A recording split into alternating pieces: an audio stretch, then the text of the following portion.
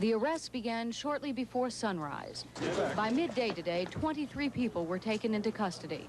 Hundreds of law enforcement officers had set up a blockade around Everglades City. The Drug Enforcement Administration says this community of 700 people is the hub of an international marijuana smuggling ring, that boatmen here unloaded drugs from mother vessels and helped distribute them throughout the country. Over the past 2 years, drug agents have made more than 100 arrests and over $140 million in drug seizures in this area. It was a very difficult operation in that Everglades City and the surrounding communities represent a very close-knit community. Some in that close-knit community welcomed the investigation, saying they hope Everglades City can return to being a quiet fishing village. But many townspeople in Everglades City say smuggling will continue despite today's crackdown, that it is simply a way of life here.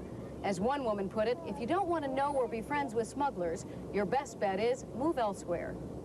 And many say that while they don't condone smuggling, they don't condemn it either. We don't have shoot-'em-ups over drugs or gangland killings or anything like that. Like I said, they're breaking the law, but they're not violent criminals. No, these are your next-door neighbors, the people you were born and raised with, and they're just typical American people. But even residents who disapprove estimate that 1 out of every 3 people here make their living smuggling, and they wonder what will be left of their town if law enforcement efforts continue to be successful. Mary Nissenson, NBC News, Everglades City, Florida. Good evening. This is the CBS Evening News. Dan Rather reporting. Now about a Florida fishing community where Steve Croft reports the local economy went to pot and where police sealed off the whole town today to put a stop to it. By 5:30 this morning, a police roadblock had cut the only highway into town, and Everglades City was swarming with hundreds of federal agents and sheriff's deputies. They had infiltrated the small fishing village to surprise 24 marijuana smugglers, and that in turn surprised a lot of other people. Nobody went to jail for that. That's just everyday life here. It became part of everyday life when the federal government began phasing out commercial fishing in Everglades National Park. It was suggested that people find alternate sources of income, and they did. Nearly 500,000 pounds of marijuana have been seized in the area since the undercover operation began 2 years ago. Just everybody's broke, needed some money, and they all figured one time and all quit. But they didn't quit. The houses got remodeled, the crab boats got radar, and Everglades City flourished. This town is nice. It is nice. And if there is any drug traffic here, all I can say is it's helped this place. Everyone knew it was going on. A lot of people didn't like it. But this is not the kind of a place where you turn in your neighbor. It's the kind of place where people have always done what they had to do to get by. In virtually every family in this town of 600, at one time or another, there's been an alligator poacher, a moonshiner, or a rum runner. Smuggling along the secret bayous and mangrove islands has been a craft handed down from generation to generation.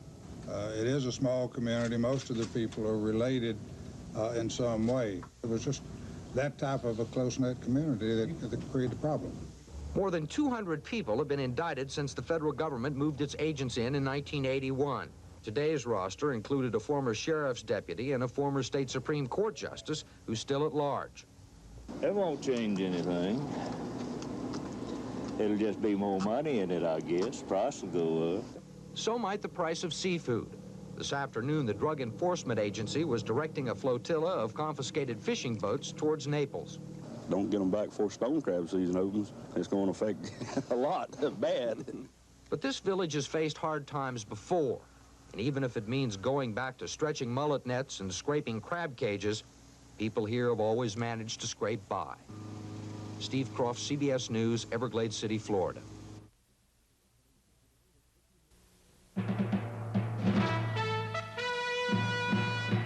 From ABC News, this is World News Tonight.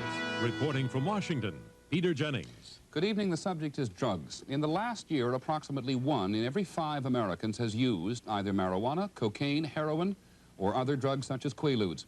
Those figures come from the National Institute of Drug Abuse, and it is one indication of how widespread this country's drug problem is.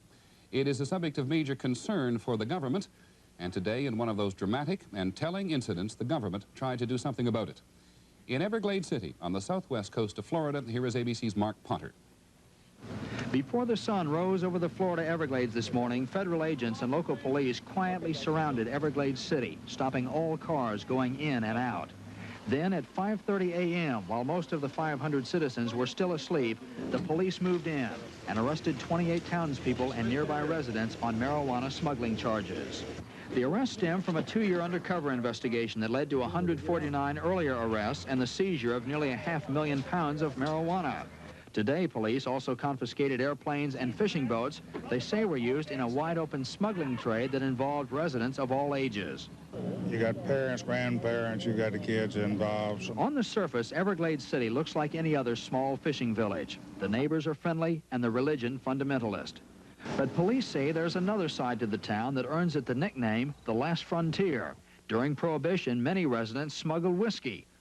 Now police say the town's sleepy daytime appearance gives way at night to a bustling illegal drug trade, where many of the fishing boats, including this one, have been used to haul marijuana bales through the islands and overgrown waterways that surround the town. For the residents, it's been an open secret. Longtime residents say recent increases here in fancy trucks and cars, gold jewelry, and new houses are due to illegal drug money. From strictly an economical standpoint of view, the city's in better shape. Many people in Everglades City, however, still are appalled by the marijuana business. And while they're reluctant to turn in their neighbors, they fear the drug trade corrupts the town youth. Teenagers, they've idled these people. They see these fancy cars and gold pennants, and that's what they want.